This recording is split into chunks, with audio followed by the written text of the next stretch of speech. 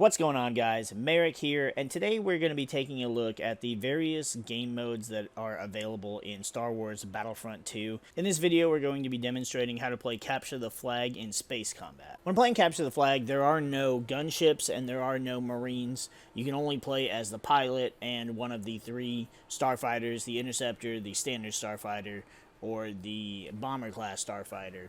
The flag spawns out in space in the middle of the map between the two cruisers, and you have to fly through a canister to pick up the flag. Once you have the flag, you then have to fly the flag over to the enemy cruiser's bridge. You fly it over the bridge, there'll be a big yellow arrow saying, hey, dump it here, and you have to fly over there. Every turret is going to be gunning for you. Every enemy fighter is going to be gunning for you. In a way, it's a lot more chaotic than playing a regular CTF match because you've got only so many ways that you can avoid getting hit. It's not like you can really take cover. Depending on what ship you're in, you're either slower or you're more fragile. It's really chaotic. One thing that I find helps a lot is to have a player fly into the enemy hangar. You can still fly in their ship. You could destroy stuff from the inside, but there's not really a whole lot of point, with the exception of destroying that auto turret mainframe that's in the middle.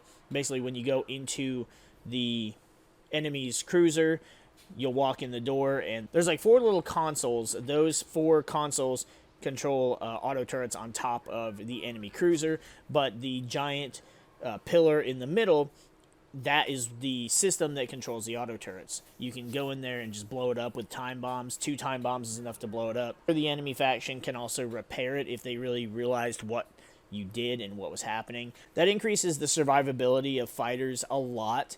Without those auto turrets shooting at them, then there's only just the enemy starfighter shooting at you. So it can give you an advantage, but you have to remember, everybody's a pilot, everybody has a fusion cutter. It does take a while to repair the mainframe, but once it is restored, those auto turrets will come back online. So it's not a definite thing, but if they don't notice it, if they don't catch that message come up, which when you're in a starfighter, there's a lot going on, so you may not see it. It will kind of buy your team some time, so it's not a bad option, and it doesn't take that long of a strategy. Just run in, pop a bomb, pop another bomb, and even if you die, it'll take longer for them to fix it than it did for you to pop those 2 time bombs and respawn as a new starfighter. So that's going to be it for our demonstration of how to play CTF on space combat.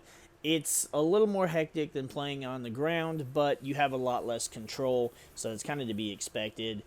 Your starfighters, you also have less options. You can only have 3 fighters versus a total of 6 classes that you can play as, 7 if heroes are enabled.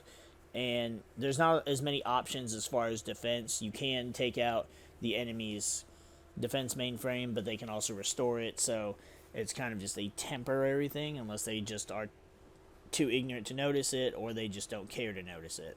Star Wars Battlefront Classic Collection comes out in just 2 weeks, so we hope to see you on the Battlefront.